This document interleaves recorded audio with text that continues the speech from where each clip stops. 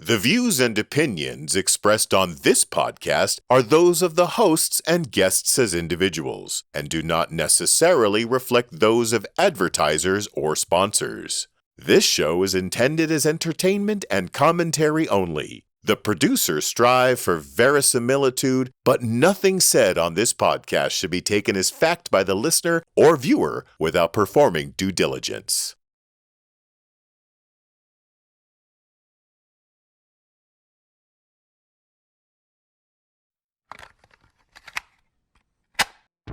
The existence, the physical universe, is basically playful. There is no necessity for it whatsoever. It isn't going anywhere. That is to say, it doesn't have some destination that it ought to arrive at. This is Keep Your Hat On, a show by three nerdy nobodies and one nerdy kind of somebody about nothing in particular. Keep Your Hat On is brought to you by the Narrowband Broadcast Network, NBBN. The focus is on you. By PodSquadPDX.com, Painless Podcasting, and by the kind support of KYHO fans everywhere through Patreon. Patreon, create on your own terms. Coming up next, buildings and music. Wait, seriously? That's all you clowns are giving me? I put pants on for this? Losers. Anywho, I'm quite obviously the one and only, 100% authentic forever announcer of this aimless shitstorm, Mr. Brownage. Here to say, let's get this party started, bitches. Here's your hats, Andrew, Robert, Dr. Mark, and the one in the war paint and puffy shirt, Chris. And hello and welcome back, all you hats. This, of course, is Keep Your Hat On. I, of course, am your host, Andrew Scott, along with the other hosts. We are all equals here. Dr. Mark Peterson and Chris Ricano and hi, Robert Anthony. How's everybody doing? Hey, woot. Woot, woot. I was waiting to cue the crickets on No that, room for crickets this no room time. for crickets today. We are a well-oiled machine. I got to cop to something here, guys. I blew it last week. I blew it last episode. We're a year old. Wow. Holy cow. We have done this now for over a calendar year, and I have no good excuse. And they haven't come for us yet. That's Right. another, yeah. Good night, folks. Yeah, happy anniversary, guys. Peace out, everybody. Yeah, no, happy birthday to us. And, of course, they have changed because you can hear it now. Happy birthday is now in the public domain, so I can use it without having to pay royalties to some family of some completely strange person from back in the late 19th century that came up with the ditty that we all used by default. But you used the word ditty. I just want to interject something It's here steady. about happy birthday. It's steady, old boy. where's this going? It's something I've been carrying around with me for a long time, and I just need to say it out loud. And that is, whenever you're at a birthday party, have you ever noticed that when people sing happy birthday, it's not cheerful, it's not pleasant, it's not delightful. No, it sounds like a friggin' dirge. Fucking funeral dirge. Yeah. Thank you. And I'm like, it's like where I don't even do happy birthday anymore. You know, I just want to like know make where up other shit. the impromptu smell like a monkey in the zoo kind of Oh, thing. that's right up there with Batman smells That's the for Batman. Jingle Yeah. Bells. Yeah. Jingle Batman, Bells. Where did this all come from? Yeah, Patty and Mildred Hill. Patty and Mildred Hill, copyright 1935. Yeah. And, well, But, but Batman wasn't around in 1935. That's not. Well, not actually- quite. almost. he was Almost. close, right? Yeah, He late was 30s. I was just gonna say he was pre-World War II. Have you seen? by the Amazing way, Detectives. Have you seen the 1940s vintage Batman? Oh, short it is films? so good. Oh dear. It is. It is No, worth the price of admission twice. Wait. Now, are you talking about the black and whites that are like just the episodics that are? Yeah, like Flash Gordon was, and all those. Yeah, they were like You what know 10, what? 10, 12 minutes. One of my earliest memories is being exposed to that in the theaters. My mom would take me to the movie. We would go. But see in the like movie. 1943, she did. You were saying? No. This was Whoa. Thai version. But this was at Did some you? point this local theater was playing those pre-release. Oh, I see. Yeah, episodics. yeah. That And so I can imagine. this Sure. is- Yeah, they would bring them back every once in a while. This is for and then you'd have fun to and come back filler. to the theater the next week. I mean, they really did stick with it. And so I was They were constantly breathtakingly bugged. racist during the war, for Oh instance. gosh, yes, they were. Yeah, astonishing. racist, anti-Semitic, and it was. That's like one of the things that I'm up against is I'm doing an audiobook version of The Picture of Dorian Gray, which is super anti-Semitic, as was everybody in England back in the late 19th century. Yeah. And so I just have had to exercise my production. I had to flex my production muscles and make an editorial decision that I am not saying those things. I am substituting in different, more neutral words. But Chris, I thought for sure that you were actually going to have an exception when as far as the mention of the ditty for happy birthday. I thought you were going to rail against the word ditty. Oh, no. Well, no. Don't ditty get me implies started. a happy, playful, kind of dancey song, right? I'll look it up. Ditty actually is the word ditty is loosely from the French dité, which means small composition. Did you already look that up, you rascal? No, it's just that's one of those stupid, useless things in my head. And of course, we've got this begs for a mad hat tip to Manfred Mann and the Earth Band for do-wah ditty, ditty dum, do-wah ditty, ditty do. You know it. We'll be getting to more music later, but ditty kind of sounded, especially as I was a teenager, thought ditty kind of sounded like something dirty, something else. Yeah, I thought you were going to go after Sean Combs here, but okay. No, we'll get to Sean Combs on another show. We've got bigger fish to fry than we do. What's he calling himself now? Is he Puff? Causeway? Just Puff. No, Yee. No, that's Yee. That's the other one. We're getting there. Okay. But Mark, how's the move now? The move is ongoing. For the people who aren't able to see, which is all of you now, we've changed one white wall for the other wall, but you are hearing Dr. Mark Peterson live but recorded from Milwaukee, Wisconsin, from Murray the urban Hill. Yeah, there you go. Murray Hill neighborhood in Milwaukee. Yeah, this was Flamigal. This was actually Pfeffer Incorporated. It was one of the first little neighborhoods north of downtown Milwaukee, and it was even at the time when they started to settle here. This is the late 1800s. It was diverse as the Dickens. If you go over toward the lake, you got all those rich folks with views of the water, and as you move away from the lake, the scale goes down. And I'm snugly 4 blocks off the lake where I am now, as I ought to be. 4 blocks. 4 you blocks. Can probably smell all that algae. Not yet.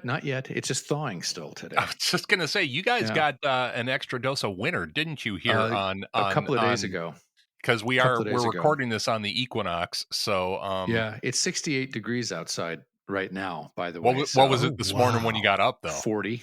Yeah. Okay. Well, that's pretty much where we are right now. Yeah. Is it really the equinox already? It is. It was this morning actually. Yep. It sure was. The move is going fabulous. I have been making the pilgrimage to IKEA. I should say that the unnamed Scandinavian market. Well, it's a lot closer to you now than it was in West Bend. I keep having Jonathan Colton's song about IKEA floating in my head. Yeah. You might stick that in the credits, but a hell of a lot closer. And the one thing I've been kind of coping with, and this is really interesting, we were talking about this before we went online, is how you let go of a place you're moving out of, right? And it's been really interesting experience, because if I were to subdivide myself into components, I would say that it's like my intellect and my emotional self was thrilled about getting out of West Bend. I'll just be honest about it. Even though I loved where I lived, in the little corner of West Bend that I lived in, and I was lucky. I had this awesome neighbors. And you were in kind of a funky part of West Bend. For all the rest of our listeners, West Bend is a very bucolic kind of Midwestern town, rolling hills and all that stuff, and lots of conservatism, but there are little pockets of funkiness. And Barton was a pretty good little, you know, they had they had a coffee shop before the super popularity of coffee shops. Sandy's, by the way. If you're ever there and you want breakfast, man, that's the real deal. Is Sandy's good stuff. Yeah. in Barton. But what made Barton funky was it's the sort of place where all the third shift and second shift workers at the West Bend Company in Regal lived. And by the way, folks, yes, if you are hearing us say the words West Bend, it is the town that holds that your toaster, your waffle and sandwich maker, popcorn popper, baby. Exactly. That is right. West Bend, Wisconsin. That's them. And Regalware is the one you think it is too. So, but and they made their money in World War I, especially by smelting and casting shell casings. Yeah.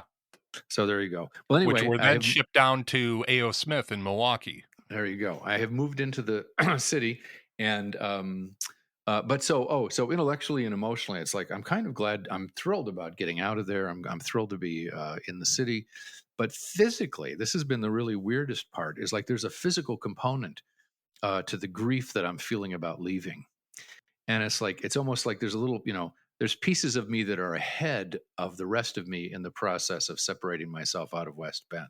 Right. And that's been a really interesting experience. It's like, because your brain goes, oh, we're fine, everything's great. And your heart goes, yeah, I'm okay.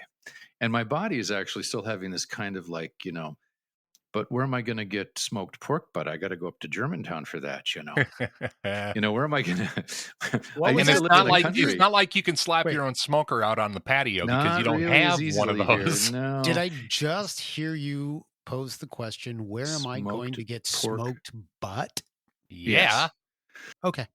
And Andy knows this, and we've heard them here before. There's one other shout out for one of the great institutions within 1,000 miles of here. The House of, and I'm not making up this name, by the way. The House of Homemade Sausage in Germantown, Wisconsin. These guys make stuff that just would make you pass out. And I was told at some point they moved out of Milwaukee in the 50s, and apparently their smokers had to be grandfathered in by the EPA. Yeah, they are just serious. Did they spell it Haus by any chance? No, it's good old house. It's boring, just House of Homemade Sausage. They took over. They moved in the building that they, and I don't know, maybe they've moved since I've been gone, but they took over a place that's near and dear to my heart and the hearts of my family, and that was Barnes's Beer Depot. That's the building that they took over when the Barnes family closed the business down. And we were all very upset until we had the sausage. And then suddenly everything was all smoothed over. Yeah, it's all good. We approved of this. Yeah, people say it's like, what could be the big deal about this? And it's like, this is life altering. And I'll bring back Dr. Miller here, who, as you know, is from New Orleans. Oh, you taught him proper? You took him a killer cook. No. Well, he's a killer cook. And it's like, so he and I have been exchanging red beans, recipes forever. And he's he always wins because he's from New Orleans. But I used to use smoked ham hocks. And I went to the House of Homemade Sausage. I said, do you guys do smoked ham hocks? No. I said, they said, what do you making? I said, red beans. They go, oh, use this. You mean tasso? and again, tasso is one of those things where you don't understand until you've had it. And then you go, oh shit, that's the magic right there. Yeah. So what's fascinating to me about this process of relocating is that you don't relocate all at once. Pieces of you are ahead of other pieces of you. Well, and the truth of the matter is pieces of you are going to stay behind. That's right. Yeah, it's true. I was going to ask you Zen guys about this too, because I had this other little Zen Gordian knot here that kind of poked at me. Zen Gordian knot. I like that it was a knot or a hook or whatever you guys will call it. And it was like, it occurred to me that maybe it's like I was too attached to my detachment from West Bend, because I always felt detached from West Bend. But I think I was too attached to the detachment to really detach myself from the things I needed to detach myself from. Yeah.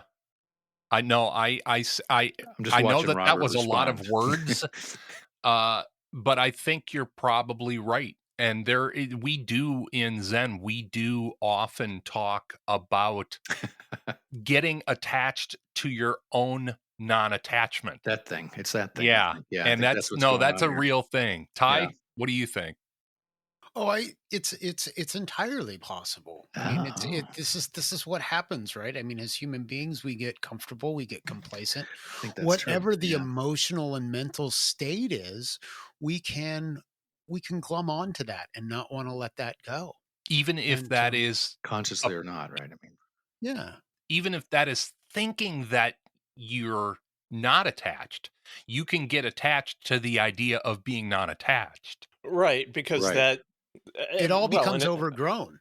yeah, I think it would become very enticing and possibly even a form of addiction in the sense of it gives you a good feeling. You know, you feel like you've accomplished something in your detachment. Yeah. Uh, And no, Yeah. that's exactly it, Chris. and you start building around that. yeah. You Well, cling you to st- the you cling yeah, to the you start non-attachment. building up this idea of your non-attachment, not Yeah. realizing that you're attaching. So if I had a lot emotionally invested in being detached from living in West Bend, and now you take West Bend away, what have I got but the Yeah. taste of bitterness and loss? Mhm. I have lost the thing that I didn't like.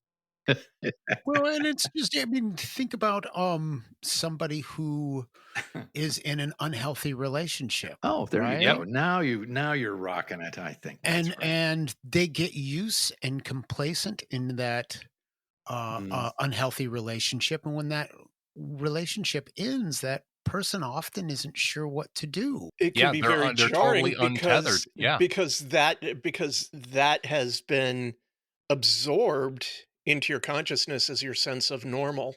Well, not only that, but the word that I want to throw in here is the one that really keys in my mind, and that is you get habituated. Oh yeah, it's true. I think that's And this idea of habituation and something being merely a habit. We don't give enough weight to just how powerful and how deeply ingrained habits are. That stuff runs everything, really, doesn't it? I think you guys are on this like I think you're right on it. And the other thing too, and this is again, this is my confession, is that my nascent upbringing as a Scandinavian Lutheran always makes it deeply threatening to me on a profound level whenever I'm feeling too happy. Right. No, this is going to come out in the wash. Oh, I've got that. I get that too. When things are going too well, like I get that. Happy. Okay, the other shoe's about to drop. Yeah. Well, for us kids, we didn't. Coming. Chris, for us kids, we didn't have that because we were so laden with Catholic guilt. You can't. That's right. Yeah. That we just this isn't really a good thing. This really isn't a good thing. Well, we always envied you guys because when you're Catholic, we always envied the Catholics because when you guys screwed up, you got forgiven. But Lutherans had to be perfect all the time coming out of the box, and you were still going to go to hell. Well, see, hey, no, I got my mom was a Lutheran. I got universal absolution, man. When they kicked that out in what was it? What was the year of Hyakutake, the comet? That was one of the last years I was going to Catholic Mass, and they had an absolution day. And all you had to do was walk through the doors of the church, and your slate was wiped clean. Just like dogma. Dogma, exactly. And yeah, I mean, I walked in, and I immediately said, "Where's Silent Bob? Where's?" now to the me, airport with Affleck. I mean, stuff like that just seemed so patently silly to me, and.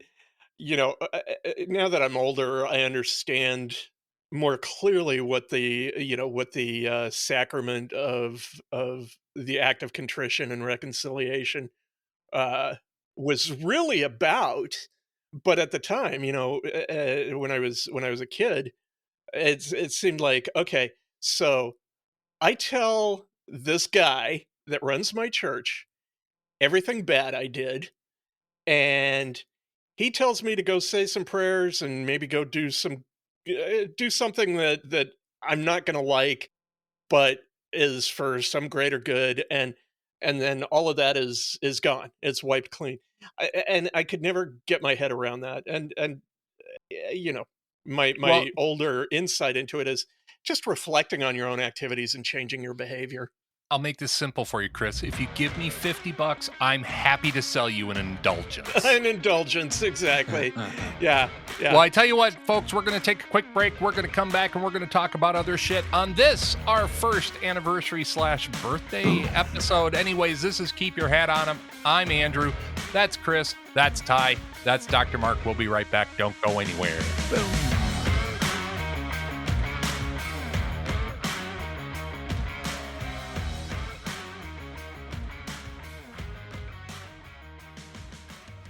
Hat Nation.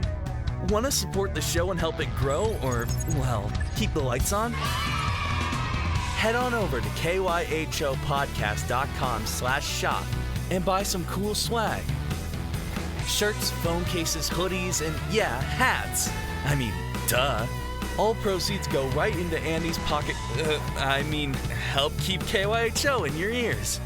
That's kyhopodcast.com/shop. Go get some cool stuff, rep the show, and as always, keep your hat on, which is a lot easier when, you have a hat, right?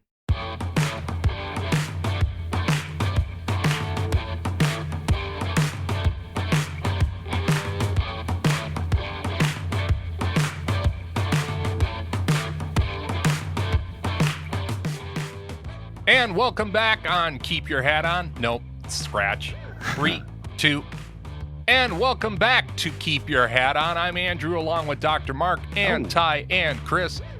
And we're talking about what happens in life when you start growing up and you start moving around. And yeah, a lot of people don't give enough credit to the amount of attachment that happens between a person and a building. Yeah, it's interesting, huh? And really, Mark, from what you were saying earlier, I think you're actually kind of possibly maybe feeling a little bit of separation anxiety. I wonder if it's survivor's guilt, actually. Ooh. Oh, that's interesting. Because to any of my colleagues who are out there listening, it's like fucking great. I'm just decided. Well, I don't know if you guys ever noticed this. This is before we get back to buildings in a sec, Andrew. But have you guys noticed this? That like when you leave an area or you get ready to move, people get angry at you. Yep. Oh yeah. Because you're leaving them, right? They don't know that is a real thing, right? Yes. And I'm waiting to see this happen from all of my good colleagues that are still living out in West Bend. There's a handful of Peterson, that fucker made it out. That's right. There's a handful of them who have already moved down into the city, right? There's a bunch of them down here, but it's like the people I was there with the longest are still out there, and it's like I wonder if it's like we're gonna have a little party with everybody we know. We'll have a big open house and food. Well, and that crew that was up there, I've dipped in on the the website over the years and kind of always nodded and went, "Wow, they're still there," Oh, the reason we're all still there is that we actually loved our jobs. And we love our jobs that there. was I make it sound like it's been raised. It's still true. It's still true. It's a great campus. Yeah. It offered. It punched way above its weight. Seriously, yeah. Oh my God, the education that I got there, even after I left and I did, a year-ish sort of kind of at Marquette. Yeah. I always looked back on my time in West Bend at university there and went, you know what? I was fucking spoiled. Not only that, I was kind of spoiled for choice. The amount of classes and the amount of disciplines that we offered at West Bend was kind of mind-blowing for the size of the campus that was there. It's still crazy. And it's like I felt that way ever since I got there. And the people there are really first-rate scholars, and they're really good in the classroom to top it off. So survivor's guilt might be involved in this. The other thing I was thinking about, though, and just in terms of the physicality, right, of the thing, as opposed to going through the psychological categories, was the house that we were in there. We went over every inch of that place and polished every inch of that place. Every wall, every surface got repainted or cleaned or refinished. We restored this. It was a grandma bungalow house. Built in the 20s. It was a box on top of a box. Yeah, it looked like what everybody else has seen. It had a great roof and a one dormer and all that. But we spent probably 10 or 15 years restoring it to what it had been when it was built, because everything, it went through the 60s, and when we got in there, it had paneling. The really only big bad thing paneling. you did was, didn't you put the dormer in, right? We bumped a second dormer on the side of the house. You put a second one on the other side. Yeah, you never saw it when we got in there.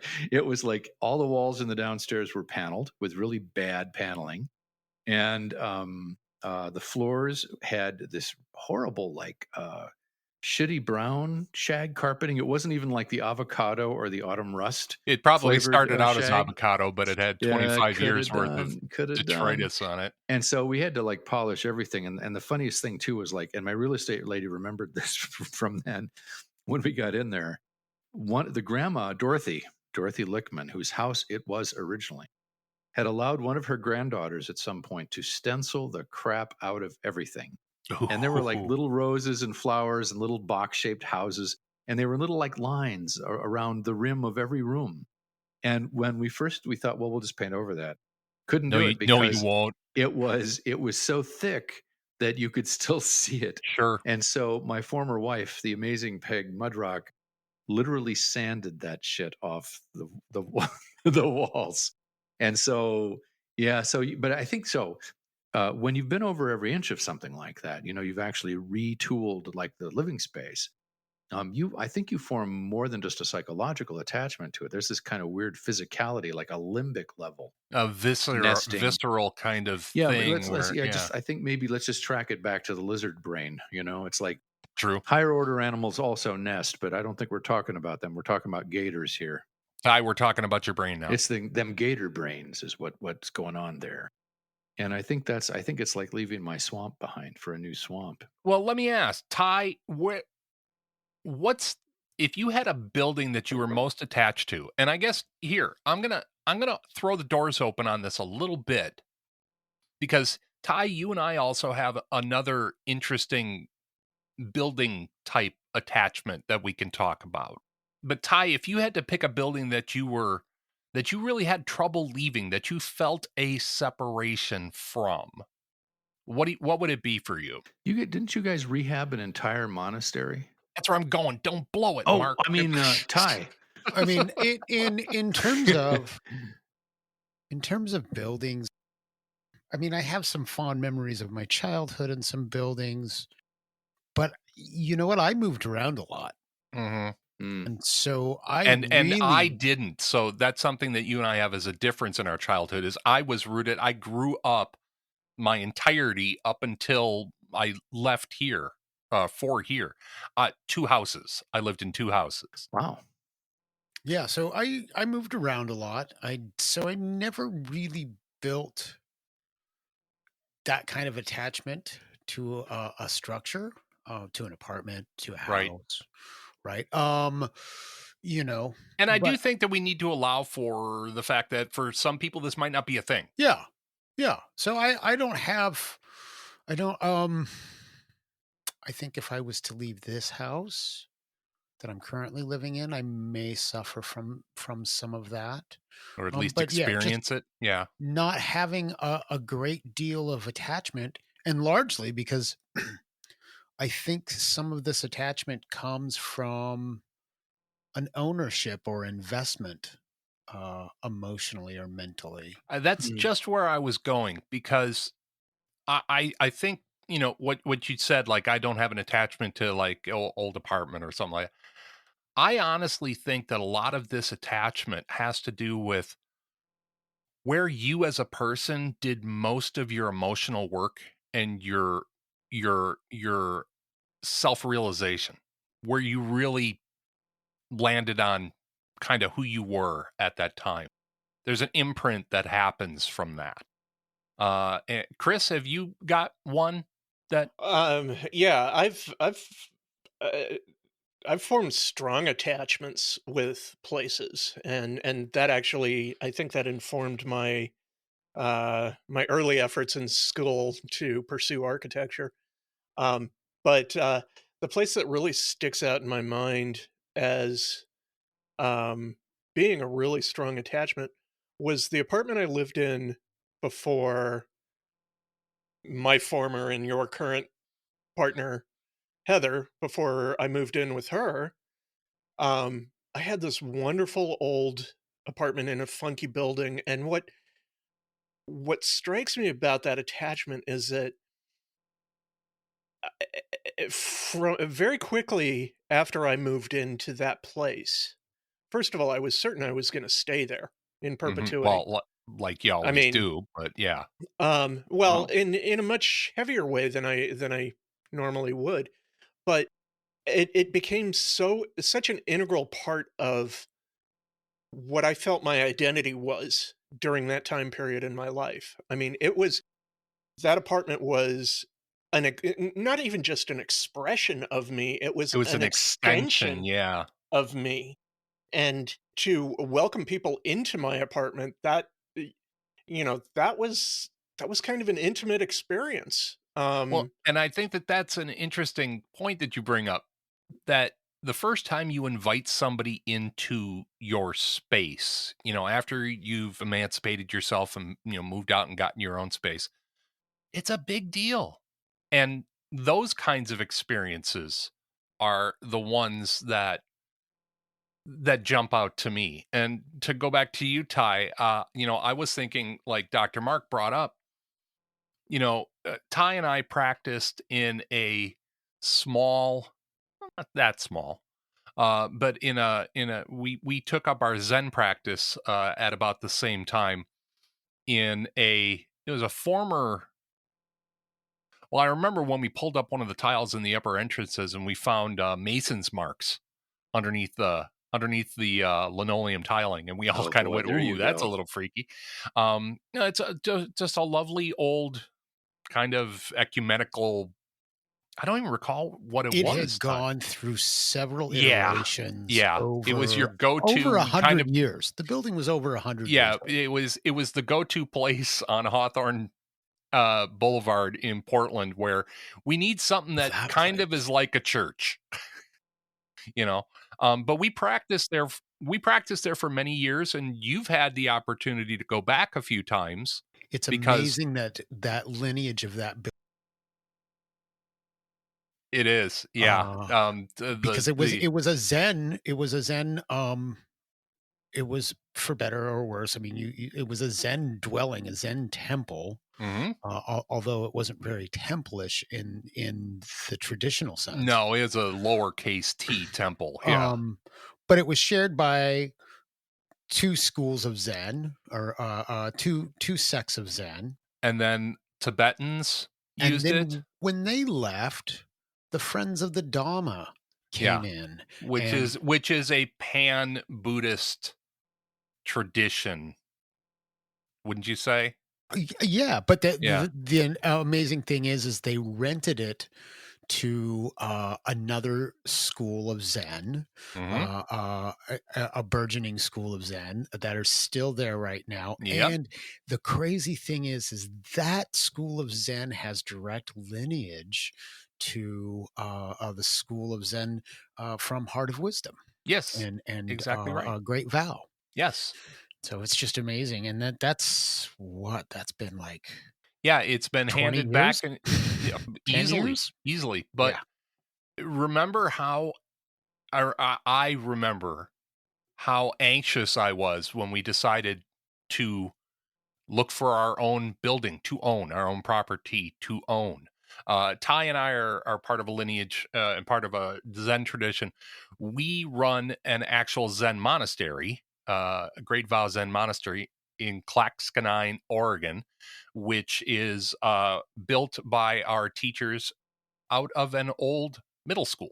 Yeah, isn't that amazing? It was you go to a Zen monastery that is a school. Yeah. Huh. Yeah. And it's a wonderful place. It's dealing with some serious challenges right now due to industrialization, right literally down the road from it. But I remember how anxious we all were. And I remember that last practice that we had there, where seriously, it looked like a funeral let out. We all looked so incredibly sad when we and I remember Hogan locking the door the last time. And I'd seen him as I was doing service at that time, so I was there before service and after service, and I would always walk out with him.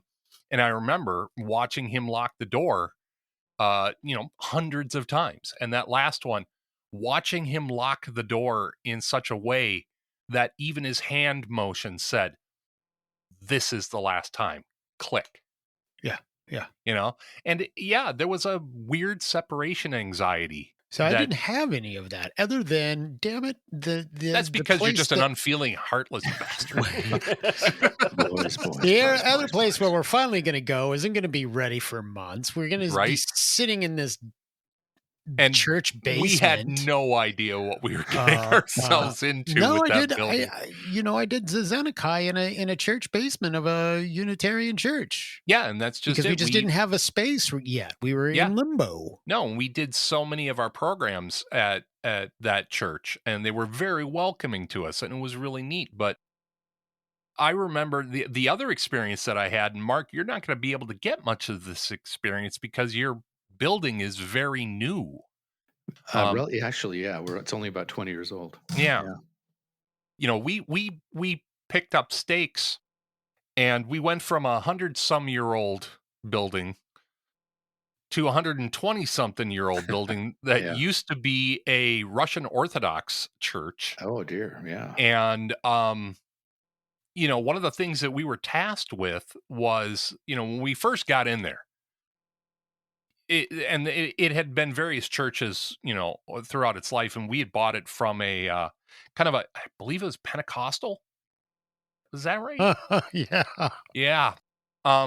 So there will never forget the color of that carpet. Right? Oh man. We started jokingly referring to it as the murder wrap because it looked like a few legal issues might have occurred on this carpet at some point in time. It looked like there was like some pretty weird things that they had going on. Are you guys close enough to British Columbia to know about the Duke of Wars? Well, I am, because I love British Columbia and have been there a number of times. It's the Russian Orthodox sect that whenever they want to protest, they all get naked. Sweet. They're awesome people. But what really made me feel like we'd made the right choice when we moved in there was one of our leaders found they were going through because we moved in there. The church before us had been closed down for a couple of years. They bailed out hot and fast. So we went into one of the offices, and there's the preacher's desk is there, and there's still unpaid bills on it and stuff like that. Yeah. But one of our leaders was going through the desk and found all these cards, people writing to thank the church for the funeral or the birthday party or the christening or whatever. Yeah. Mm-hmm. And I remember Kodo, our friend, coming out with this, and it was a good 2-inch thick pile of things and old clippings from that. And she was just like, "Look at all this stuff. What do you think we should do with it?" And I remember it was me and who else was it there? Somebody else. The name doesn't matter. But this compatriot and I just kind of looked at each other and turned to Kodo and went, "Honor it. This is something that's staying alive. People used to come here as a community, and we need to keep the community alive." And I remember 2 days later, I came back and I walk in, and Kodo's down on the floor, very carefully placing all these cards on a big, sheet of poster board to keep it, and to make a little presentation for it. And it just, at that point, and we had so many other experiences. One of the things that I remember very distinctly, Ty and I jumped in, because neither one of us had anything better to do with our time at that point in our lives, because we were both kind of Ty, I think you'd agree that you were in a rebuilding place in your life, just like I was at that point, right? In probably some of the most major ways. Yeah. Right? Yeah. You and I shared that experience, and we went through that slog together like that. And one of the things that was really interesting was this church had a steeple and an actual church bell in it. And we all, Ty's starting to crack a little bit of a smile because the bell was something. We just annoyed the living hell out of that neighborhood for a long time when we found, hey, here's how you ring the bell. Between Kodo and Roshi, Hogan Roshi. Right. I got so many finger wags and just don't play with the bell. But when we were getting ready to open, and there's always, when you open a new Zen temple, there's always a ceremony and stuff like that. But we were really rushing. We were way behind schedule. There was stuff that, you'd pull open a door and the door would come off in your hand. We were at that stage of development with this, but we were going to do an opening ceremony. And I was living at that time in a converted garage mother-in-law, 580 square foot flat. On top, it was a great place. My landlord, the guy who owned the house, happened to be a carpenter and a builder. And he would always bring stuff back in his truck. And I remember going out there one day to have a cigarette, and I saw he had a bunch of just huge slabs, milled slabs of tamarack. And I was just like, because I was trying to think of something significant to do. I was a timekeeper for our temple at that time. That's exactly. And you do a very good Makugyo, Mark. But I wanted to do something special to kind of commemorate the opening of the temple. And I'd really been scratching my head for something to do. And I saw these big slabs of tamarack in the back of his truck. And I was just like, are you using those for anything? And he's like, no, I brought them home for firewood. You make bells out of those? Is that no, you make something called a han, which is really nothing more. Well, a han is nothing more than a giant slab of wood that you hit with a mallet. Yeah, that thing. To make a noise, to radio to the Sangha on the property that this is what's happening. That's one of the great things about Zen is when you go for retreat, throw your watch away. Because everything is run by sound and it allows you to kind of glide on autopilot. It's really quite nice. But I wanted to make a han. And I had done a little bit of wood chisel work and carving in my life. So I was like, oh, I know what I'll do. I'll make a han with an enso chiseled into it that I do black relief. And so I did all this and I presented it to my teacher. Literally I presented it to him because this is Ty. You remember that this was when Roshi and Hogan went to Japan. They were gone right up until the day we were going to do the opening ceremony. So we had no way to talk to them. Yeah, that's right. They had gone to sit with Rahata Roshi. Yeah, right? with Shoto Hirata Roshi.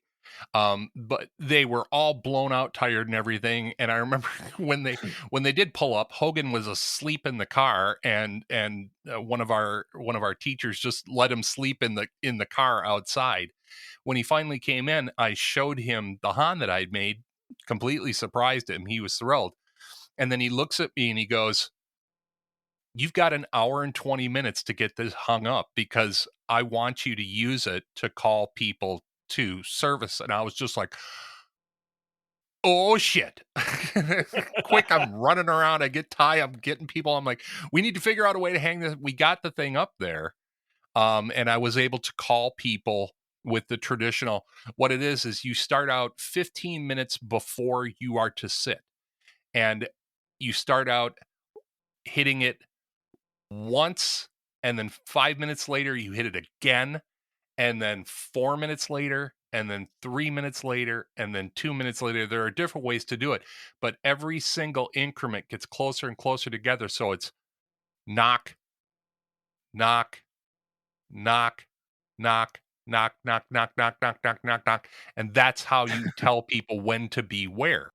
But the thing that ties me to the building is the old church bell. We had to decommission the bell for a while because there was a lot of work that needed to be. The steeple on this thing that was a sad day. Oh yeah. Oh, I remember when I couldn't ring the bell anymore. But were you the one that went up in the steeple and suddenly came down looking white as a ghost, saying that is the most dangerous place on this property? Oh yeah. Yeah. Oh yeah. Just Yeah. leave it to the monkey to get up there and Yeah, go, yeah. no, I ain't going up there again. But Yeah, one no, thing because that it sat in this weird place on the roof, and it's like, dude, you can't have people up here unless you're tied in. yeah, And even then, some of the wood is questionable. all the wood is questionable. Because the place needed a new roof desperately. We finally got one put on. But were you the one that brought the rope for the bell down? Yep. Yeah, because I remember Was it heavy as stink too? The bell. It was good old. It was real hempen rope. That rope was solid. We Yeah, had to tie it to another rope because you couldn't bend it.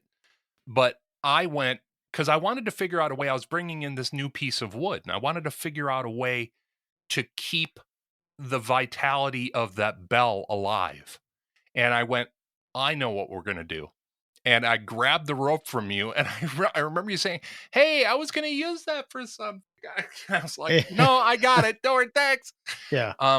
Hans are held up, which is with kind of the story of our relationship. So it is, but I love you. Yeah, I know. I just said it As to you're the world. grabbing things from me and running off, going, "Yay, I got it!" Yeah, but you've done that to me. I've had you come over and help me. It's true. But Hans are hung on two ropes. You drill through the big piece of wood, and then you run the rope through it, and then you tie it with a kind of a hitch, so you have the ability. You don't want to just whack the thing hanging free. And I was just like, that's what I'm going to do. And so what I did was I fashioned a way to hang the Han with the original rope that was attached to the bell. And I remember Hogan coming in, he looked at it and he kind of got this little teary look in his eye, but he went, "Why did you use that old rope? Isn't that dangerous?" And I was like, respectfully, number one, teacher, that rope is probably the strongest thing in this building. And number two, it's over 100 years old and it's still calling people to spiritual practice. And I remember him looking at me just like it was, I might cry. I think I'm just going to give you a sly smile and turn away. And that's exactly what he did. Well, but and that recognizes something really important and deep about architecture, and sort of the overarching topic that we're talking about, that architecture does have a life of its own. It develops a history. It goes through periods. It has its own character. It has its own personality. It has its own aspects. And in your example of using that rope, you're creating continuity in the life story of that building. Well, that was my goal, yeah. And honoring and respecting that space is, in a sense, a living thing itself that we interact with. Yeah, no, I agree 100%. And I think the world would be a better place if people allowed themselves to experience that kind of connection with a place. We live in such a disposable society now that buildings are even considered disposable. Well, I think it's more a situation of we're discouraged from even paying attention to the space we're in. Oh, I would agree. A lot of times, spaces are designed to make you feel like you're not in the space. That you don't have a connection, or that you shouldn't make one. What would be an example of that? I'm going to come at this from a slightly different angle. I'm going to come at this from an accessibility angle and a usability angle. I'm a disabled guy, and for a long time, not for a long time, for a number of years, I was in a wheelchair. And experiencing a space in a wheelchair is an inherently different thing from experiencing it as an able-bodied ambulatory person. Yeah. And I always felt, in a wheelchair, put off and pushed away. and was not allowed by accessibility needs to have that connection, to have that experience of a place. Mm-hmm. Now, as far as an able-bodied place where you're not supposed to feel a connection or an experience, I just immediately go to a mall. Oh, let's go even bigger. Costco. Oh, sure. IKEA. You Yeah. are not. You are not supposed to be aware of the space you're in. These are all about hospital. a hospital. Sure. Well, maze architecture, and I don't mean that in a let's make a maze for a minotaur, but that maze aspect is right, and that is something that is definitely in commercial architecture. Get the consumer lost. Mhm. That's an on purpose thing. Yes. I've wondered because about this.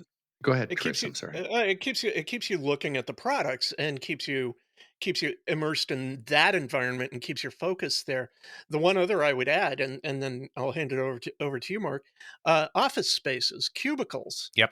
Anonymous. They're anonymous, aren't they? And isolation area. I mean, you park in your little silo, you do your work day. Yeah, it's totally siloed and compartmentalized. I mean, maybe you can tack up a couple pictures on your Cube carpet wall. covered Yeah. foam cube wall, but even that, I mean, I've heard so many stories of managers getting cranky at people for personalizing their space. Oh yeah, sure. So No, and I believe that it really is. I'll let it go it is there, a depersonalization of where you spend. For a lot of people, a third to a half of their time in a day. when you're at your workday and at your desk, your boss, your manager in the corporate line of thinking doesn't want you to have any reminders that you are a free thinking, free feeling Yeah. individual. You're just a piece of the machinery. You are a job is cog. to keep you running, right? Exactly right. I was just thinking, Chris, before about it. When you said IKEA and the maze business, it's like the original IKEAs. And just full disclosure, I was in the original one Yeah, you'd outside of mentioned. Stockholm, right? Yeah. But they It's were a these different sort of kind of round, Stockholm syndrome. Yeah. not bad. They Thank you. they were these big round buildings with a big central atrium. And the same thing was true for the first ones they built in the U.S. So one of the first ones was out in Schaumburg, Illinois, outside Chicago. And it looks like the original one outside of Stockholm. But ever since then, every one they've built since then are these mazes where you get lost within a minute or two that you get in the place. Yeah, And the it's all original, the designed- circular design is great because if you get lost, you just walk You to always the know center. where you are. You always and walk to maybe the that- center. Yeah, and Although- somebody although probably figured out that was not marketable, or was it was Right. decreasing sales or something. Not conducive to impulse buys. There- That also gives me a little bit of a panopticon sort of feel. Oh, it does. Yeah. And I'm kind of like, yeah, I'm not sure how well that would support a retail. Whenever I get into those big circular kind of spaces, I always just flash back to Logan's Run. This is my Right. last time on the wheel. Carousel. Yeah, it's a Carousel. For carousel. I tell you what, people, we're going to take Break another out the quick break, hockey and then when we masks. come back, we're going to talk about music a little bit, just for fun. This is Keep Your Hat On. This is Andrew. That's Dr. Mark. That's Ty. That's Chris. Don't go anywhere unless you got to go somewhere, and then take us with you. But also wear a hat. We'll be right back.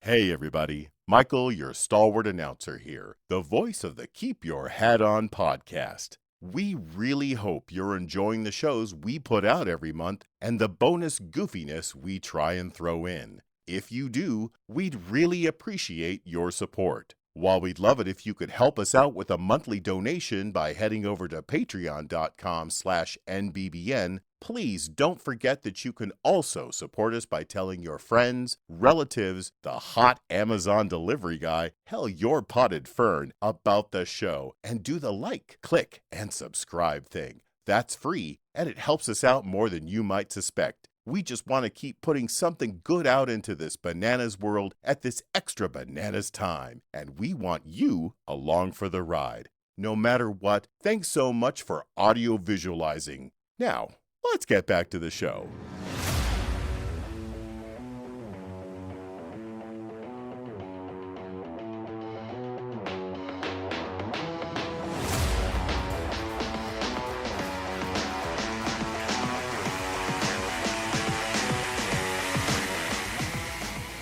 And we're back for the last segment, I think, of Keep Your Hat On. I'm Andrew Scott, along with my good friends, Dr. Mark Peterson. Where is that hat? Ty Robert Anthony. It's not a visual show anymore, Ty. He just did a funny thing. And Chris Vicano. And, hello. You know, something occurred to me the other day, and I can't quite remember where this precipitated from. I think it was an online discussion. But I made a mention of a genre of music that I really enjoyed. And somebody somewhere on the planet reeled back in their chair and went, wait, you like fill in the blank? I wouldn't picture you as a fill in the blank aficionado. Now, I get on my soapbox really rapidly and readily, which is funny if you know me in person because I don't do anything rapidly or readily. I think they all know this already, Andy. Yeah, possibly. But nor do you jump on boxes. No, my jumping days are long. Box jumper. Right. But I don't like it when people, I don't want to say criticize music because I believe that music criticism is an important thing in and of itself, but I'm a big proponent of like what you like. If it moves you, if it inspires you, if it engenders an emotional response in you that you like, go for it. You know? All the people in the world picking on this or that artist, I don't have a whole lot of time for it. That music just doesn't speak to you. That's fine. Move on. And I think that's the point. That's the really good point to make. And one of my heroes has long done the same thing. And so I kind of picked up from. I know who you're going for, person. And big ups for that. But you know what? I got better things to do, like listen to the music I like rather than criticize somebody. And the thing is we all like to criticize this person that made this album and is famous and is making a living at it, and we're not. Right. It's the old armchair and we musician. Have no idea what that looks like. Yeah, it's totally armchair. But no, the person that you were going for, Ty, is somebody that I touch back to as well, and that's Lemmy Kilmister from Motorhead. Lemmy like to have like, and I know no, this he for will a fact. go. He would go to war. He would go head to head with you. Yeah. With his opinion. The person that I'm talking about was Jimmy Page. Jimmy Page. Oh, right. Okay. He doesn't talk. He will not criticize any other musician. No. And if the interviewer tries to go that direction, he just shuts it down. And that gets very apparent if any of you out there listening, or anybody here who hasn't, but I think we all have, maybe Mark, you haven't. Mm-hmm. There's a great documentary. It came out about 10 or 12 years ago, Ty. It Might Get Loud. Oh, yeah. And it is Jimmy Page, The Edge from U2, and Jack White. All having just this musical experience together of each other. Three of the most noted guitar players of three different generations. And you start to get that when Jimmy's on camera, because Jack and the Edge were much freer with their opinions of things like modern music and that, and Jimmy would just go quiet. Mm-hmm. He would make a statement, and it would always be a statement about music, capital M, not X or Y or Z person's music.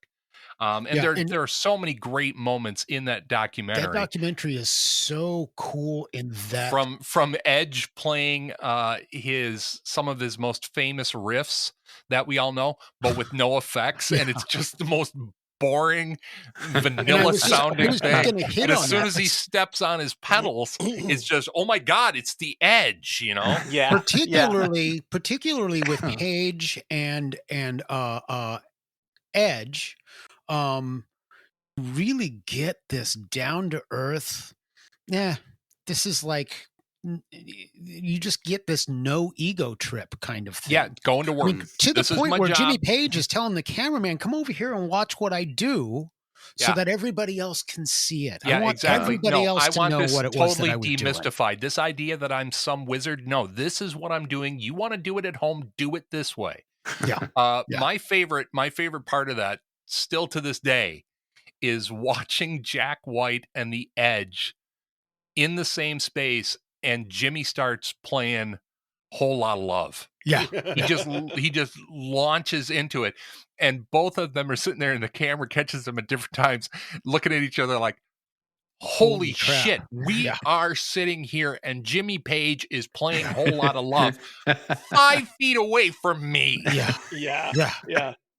This is not an experience that will be recreated. Just to we have a lot of, like, just to have tea with him would be like, oh, forget it. I was going to ask you what precipitated the question about critics, though.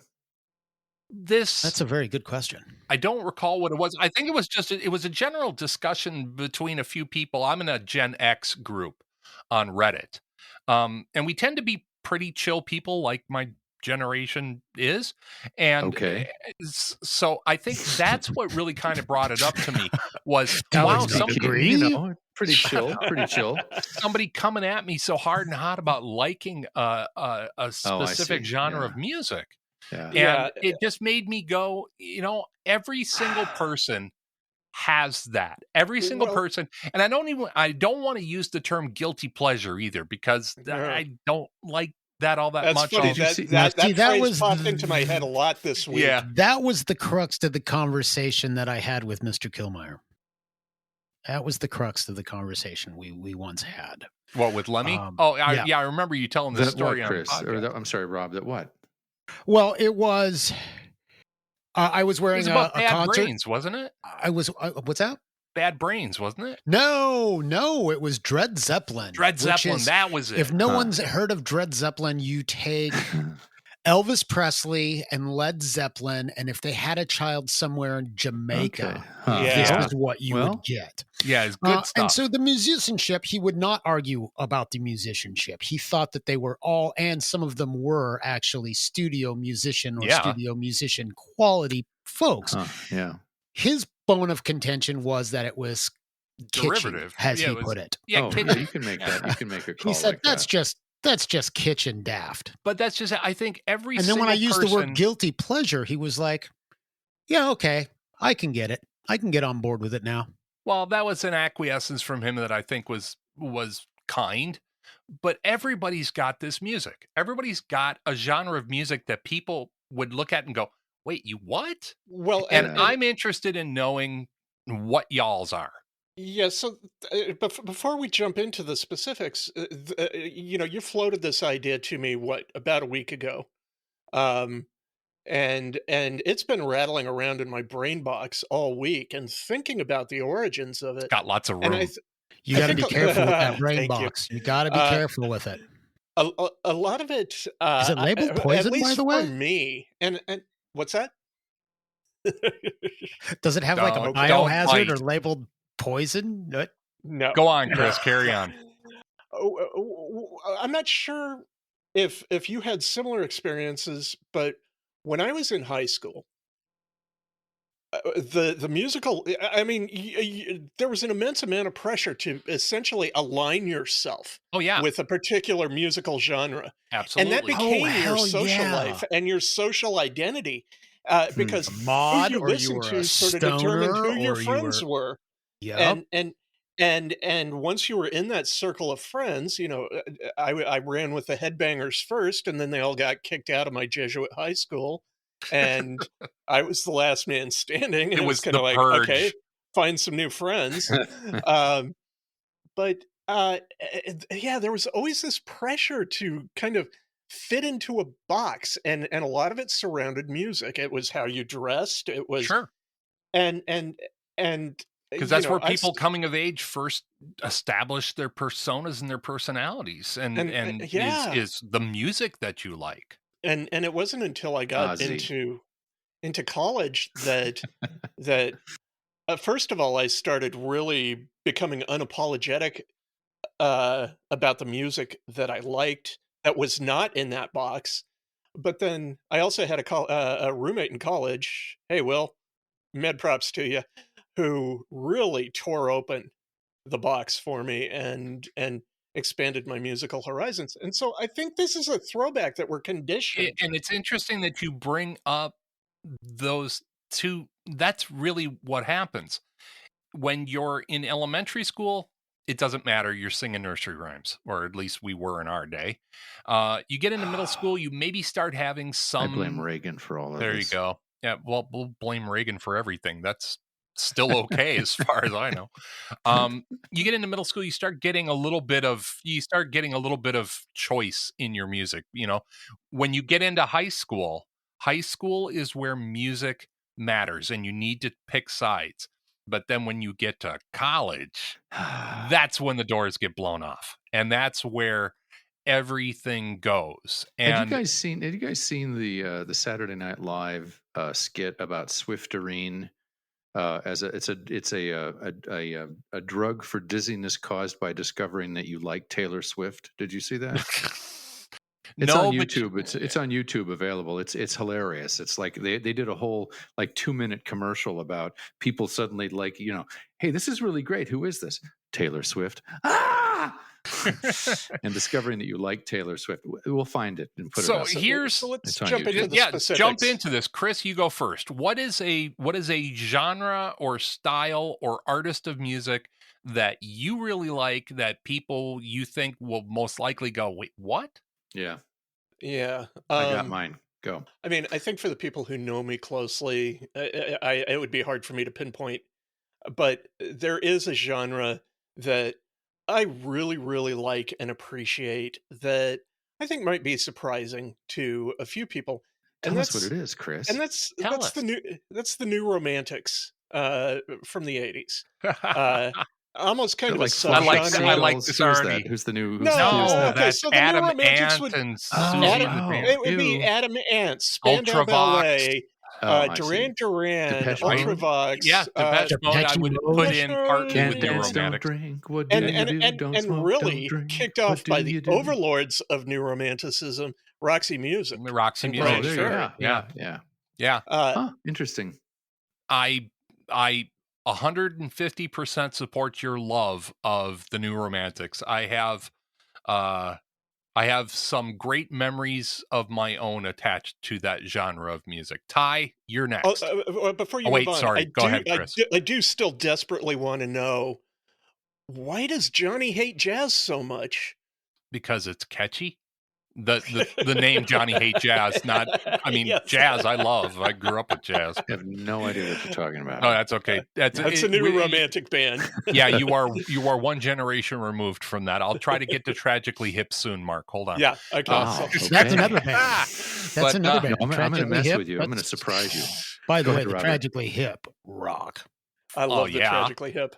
Okay, we have already found something that all four of us agree on musically with no complaint, no argument. The Tragically Hip are the best thing that has come out of Canada since Tim Hortons. There. Wow. There. That's a bold statement, that is, right? So, Ty, hit us with yours.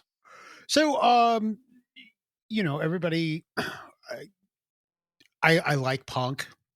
I like jazz. I like the rock and roll, whether it is from the 1950s all the way up to present. Yeah. That rock and roll music. God, it plays with your head. The Beatles. I like a lot of traditional Hawaiian music.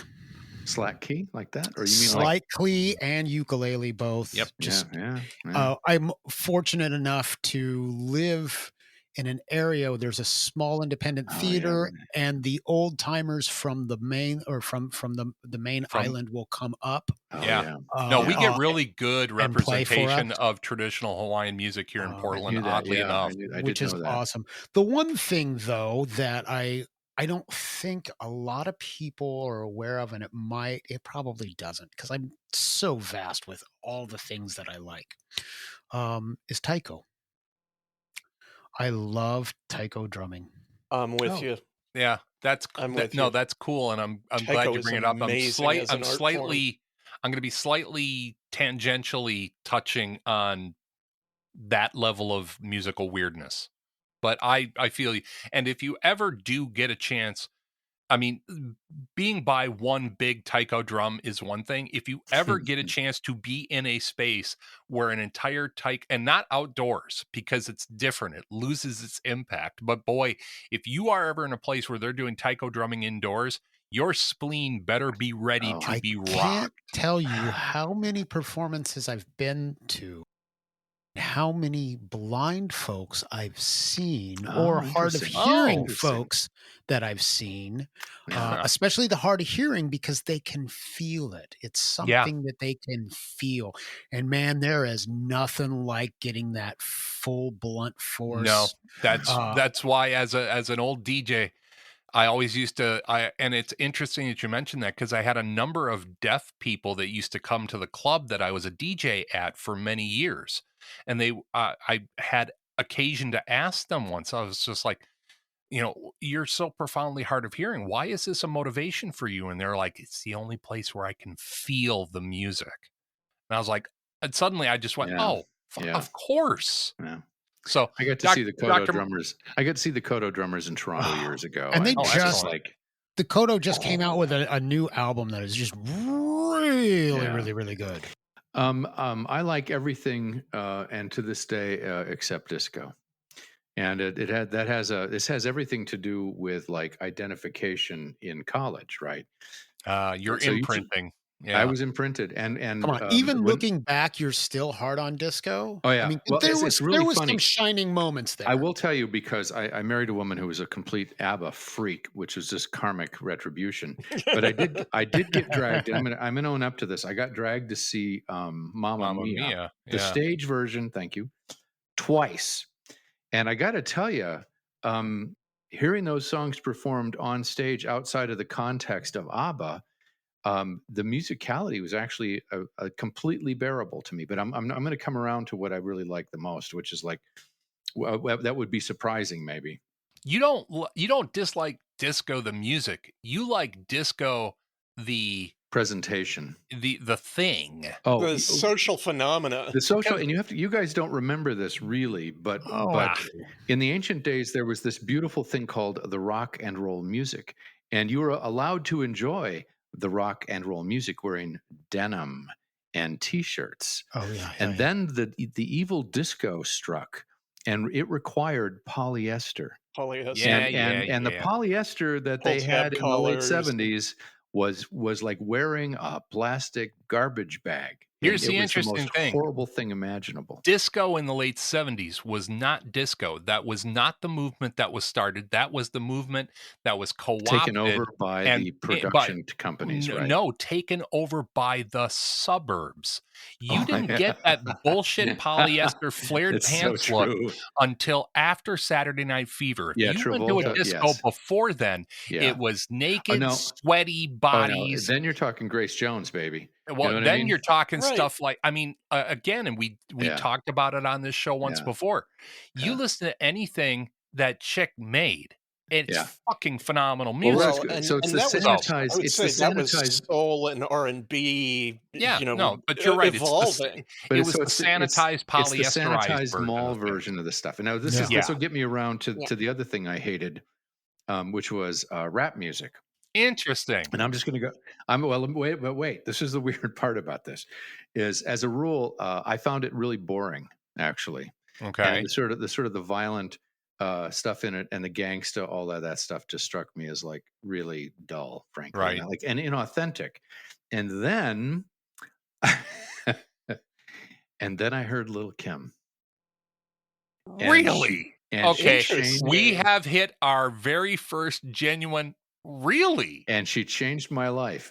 And the reason for this is because, first of all, she's absolutely filthy, right? Oh. But I got to say, I got to tell you what, when I heard her do that, and it's weird because there was an authenticity to Lil' Kim that I'd been missing other places. Right. And even when I tried, I was listening to Suge, and Tupac and like all this, and it's like, okay. And I haven't really felt like that about rap music until I finally saw Kendrick Lamar. You were And really actually giving the genre a go. You were saying, oh yeah, I had to. It's like, well, because I was just thinking, it's like, well, I'm just this white boy. Of course, I'm not going to like rap. And so I was trying to give it a go, and I was like, okay, fine. I'm living in an Amish paradise, and which is still one of my favorite Weird Al songs. But brilliant. But Lil' Kim shook that. And it was because of the absolute blunt authenticity in what she did. And I got that same thing from Kendrick Lamar. And now we're talking, this is like, to me, this is the elevation of rap to a real place. And it's like, maybe it's because it was more relatable to me than having to live in East LA, for instance, which I have no way to understand. No frame of reference. Right. I was a little surprised when you said it felt inauthentic up to the point of Lil' Kim, because because for me it would be right. It was a long journey for me to get into hip hop and rap as well. And now that I look at it and understand it, and I've been sort of more educated and informed about what's driving it. I look at what Ice Cube and NWA were doing in East LA, and I'm just like, God, I love it. Yeah, well, it's that's the old window into a world thing. Well, here, let's back this up, because, and I'm trying to remember whether it was the Godfathers of Harlem. Ty just fucked off to a different room. Yeah, it's like, I'm done. There was a pre-existing album that I heard back in the 70s that was like that's thought to be like one of the proto versions of rap, which is like the Harlem Godfathers or Grandfathers. Is this ringing a bell? And I can't remember for the life of me remember this guy. But there's a bunch of these guys who were doing rhythmic poetry readings that really start to be the precursor. And that shit was, I accidentally watched, well, not accidentally, on Austin City Limits a couple of months ago, John Legend was on, and he did a whole series of 60s protest songs, right? So like, and who am I trying to think of now? Oh, my brain's just full of Swiss cheese. It's all like IKEA. Yeah, it's the IKEA is the problem. Swedish cheese? Is that no? Swiss? No, not Swedish cheese. You don't want to do that. That's only for those of us who are genetically the hardcores. disposed. Yeah. Anytime cheese tastes like lutefisk, there's something terribly wrong. Now I'm not going to be able to think of it at all. But all of the great proto funk stuff from the late '60s and stuff. Yeah. And the authenticity of those songs is just startling to me to this day. And so anyway, I think that and I also didn't feel too bad about it, because Ray Charles didn't like rap music either. So I felt like I was, if whatever Mr. Charles said, that yes, Mr. Charles, give you a little credit, sir. Sir, to your most recent point, I think I would argue that even Sly Stone was giving us glimpses of what was about there's to a chunk of time you can't get back. Oh, yeah. From Portland, Oregon, this has been Keep Your Hat On, a big little show about a whole lot of nothing in particular. Keep Your Hat On is a narrow-band broadcast network production in association with PodSquadPDX.com. Andrew Scott, executive producer. Robert Anthony and Chris Vacano, associate producers. Our theme music was written and produced by Andrew Scott, along with help from Ron Kajawa. Website design and maintenance by Vacano Creative, Chris Vacano Webmaster, available at vacanocreative.com. Audio and video production by Andrew Scott, available at andrewscottmedia.com. Got ideas or comments for the show? Email us at talkback@kyhopodcast.com, and don't forget to like, click, and subscribe. On behalf of the boys, I'm your announcer, Michael Brumage. Uninvited Thanks to for the Grammys listening. where they're nominated for 5 awards. And that goes part and parcel with being a very visible, popular musician. Is everybody thinks that your life is now theirs. NBBN. The Narrowband Broadcast Network. The focus is on throw you. Mine out there. Number one, Dr. Mark's in the lead because he's the only one of us that went, wait, what? That got all four of us to go. Oh, yeah. Yeah. No. Yeah. But I do think that one of the things that's big for me when it comes to music, in certain genres, other genres, not so much. But when it comes to vocal music and storytelling and singing in music, yeah, you're right. There's a level of authenticity that needs to be there for me to really grok, for me to affiliate with. Connect. And, I mean, we all know examples of popular music that was very inauthentic. I mean, I flash back to the boy bands of the millennium. Of the 90s, yeah. What fucking experience do you have with anything? I was your just having your a biggest concern is conversation shoes. with my brother about the boy bands, and I actually came up with what it is that bugs the hell out of me about the boy bands is that they were it's prepackaged, highly sanitized fast food music. And it was style over what's substance. fascinating now is I just recently saw a New Kids on the Block video that they just did, and it's like, thank God you're finally showing us who you are. You're no longer Simon Cowell's little project. The corporations are no longer interested in you. Well, what's really funny about that period of time too is there were artists that got popular that were raked for that same thing when they weren't. And what comes up to me, and I guess this is, I'll have to take two musics. I have a deep respect for the band and the boys in Hanson. They were given really short shrift. Yeah. They back then were phenomenal musicians for their age.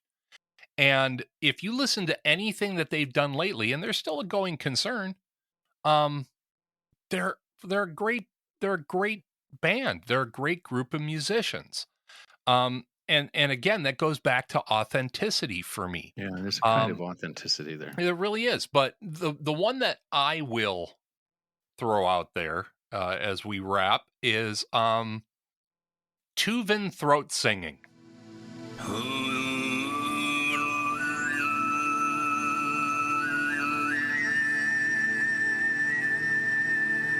Oh, yeah. I have... You just made that up. You just came up with that. Nope. I'm not even remotely surprised that you like Tuvan throat singing. And that kind of actually, thing? Yeah. Yeah, Richard Feynman, man, brought it to America. Exactly. Yeah. Tuva or bust. I have an absolute fascination with Tuvan throat singing and with the whole throat singing culture of Asia. Aside from the fact that I have tried as a vocalist over the years to do it, and I just sound like an aneurysm is struck. It's incredibly difficult to do. And there's some argument as to whether or not there might actually be a particular gene that allows you to do that. Now, for our listening audience who's not in Outer Mongolia, Tuvan throat singing, and I keep calling it Tuvan throat singing, but throat singing in the throat singing tradition is being able to make two or more sounds, pitches with your throat. And not only that, but to be able to modulate them differently. They're harmonics. And musicians know when I say harmonics what I'm talking about. But being able to get it to move and to control it. The idea that a person can make two or three or more sounds with their voice. Yeah. I was fascinated when I was a child, and really where this goes for me is something where I'll just throw it out there for all of you. I grew up, again, this kind of goes back to that joke from Wayne's World, where, we used to get copies of Frampton Comes Alive with, boxes of Tide in the mail. That's how ubiquitous it was. But when I was a kid, it was the Steve Miller Band, right? Oh, yeah, sure. And of course, the huge hit, Jet Airliner. Now, a lot of people don't realize that Jet Airliner is not a Steve Miller song. It was written by a guy. It was written by a guy named Paul Pena. And Paul Pena was part of the San Francisco music scene where Steve Miller came out of. And Pena was a fascinating and very tragic figure. But there's a wonderful movie Pena went blind later in his life. I believe it was either congenital or it was due to diabetes, so one of the two. And Pena was a big guy, a huge African-American man. And he went blind, and he became a shut-in. And one of the things, and this was in the mid to late 80s, that he did to occupy his time, because he got a decent amount of royalties from Jet Airliner when it became the massive hit that it is. And he had a studio in his San Francisco flat, and he would stay up at night when he couldn't sleep, listening to shortwave radio and trying to get all these different programs from around the world. And he stumbled upon a broadcast from the then Soviet Union that was featuring throat singing, and he was mesmerized by it, and quick threw in a tape and ran some tape and got some, and he was just like, and again, this is a guy, he was an American, soft psychedelic musician, and he went, I got to learn how to do that. I got to learn how to do that. And he taught himself how to do that, and got so proficient in it that he was brought to TUVA to compete in, I guess, the Tuvan Throat Singing Championship. I don't recall what the actual name is. It's a whole cultural thing, yeah. It is a huge cultural thing, and they made a movie about Paul. I've seen that. Yeah, it's called GENGHIS Blues. Yeah. And aside from the fact that it's a tearjerker from the beginning to the end, because this partially disabled shut-in man suddenly gets to go to TUVA, and he's to say he's embraced is downplaying it. But I got the best of both worlds in that movie, because I was able to see a musician who I really respected essentially get a rebirth and a second life in a genre of music that I find absolutely mesmerizing, and I will listen to it just for the musical enjoyment of it. Yes, Ty. Have you checked out The Who? Oh yeah, of course. By The Who, I'm not talking about HWO. No, or I mean WHO. Yeah. No, I'm talking about HU, and these guys are a group that are out of Mongolia. Yep. And they are doing some of this stuff in a metal format. Yeah. And they're fantastic. Go listen to it, because it is just amazing. And then they have a female vocalist that rides on top of above everything, and it's just really, really some striking pieces of. No, it's fantastic stuff. Yeah, there you go. And enjoy that, Mark. And meanwhile, we're going to bid you all goodbye. We are starting year number 2, and I don't know. You guys want to keep going? Spring is sprung, man. All right. Well, that's another year with you guys. Yeah. Right. Yeah. Ty, okay. I'm in. Ty's got his mouth food like he always does. Thanks, buddy. Oh, yeah, glad to hear that. Sure.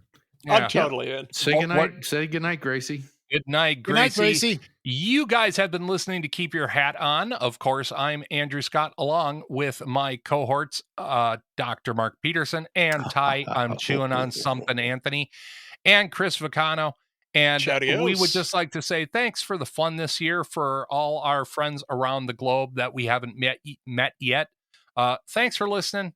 We're just going to keep doing this because we like doing this every other week and seeing each other's faces, and we figured that you guys might want to join in. But speaking of joining in, give us a comment, give us a like, click and subscribe. Yeah, blah, blah, blah. But no, shoot us a message. If you want to hear us talking about something, flapping our gums about something, let us know. We'll be more than happy to do it. More grist for the mill. Wouldn't that be so cool if some listeners gave us some ideas? Gosh, what an idea. Why don't you reach out and send us an email to talkback@kyhopodcast.com. Ty, it's almost like we wanted that from the beginning and set up an email account just for that. Isn't that just amazing? And Crazy. nobody takes advantage of it. Come on, guys. Nobody. We've gotten 2 emails, and both of them were from the t-shirt company that we use to print our swag. But until next time, everybody, this has been Keep Your Hat On. We have been the Hats. Take care of each other. Wash your hands. Definitely get your booster shots. And take care of your fellow man now more than ever. Everybody needs a hand. Be the person to reach out yours. And we'll talk to you next time. Bye-bye. Bye. Well, there's a chunk of time you can't get back. From Portland, Oregon, this has been Keep Your Hat On, a big little show about a whole lot of nothing in particular. Keep Your Hat On is a narrow-band broadcast network production in association with PodSquadPDX.com. Andrew Scott, executive producer. Robert Anthony and Chris Vicano, associate producers. Our theme music was written and produced by Andrew Scott, along with help from Ron Kajawa. Website design and maintenance by Vicano Creative, Chris Vicano Webmaster, available at VicanoCreative.com. Audio and video production by Andrew Scott, available at AndrewScottMedia.com. Got ideas or comments for the show? Email us at talkback@kyhopodcast.com, and don't forget to like, click, and subscribe. On behalf of the boys, I'm your announcer, Michael Brumage. Thanks for listening. I guess. Out. That's another one of those that accidentally turned into an interesting discussion. Yeah. So no, we are good. Happy accidents, right? Right? It's nothing but happy accidents. I have no fondness for Bob Ross anymore. My ex-girlfriend ruined that. Oh. NBBN. The Narrowband Broadcast Network. The focus is on you.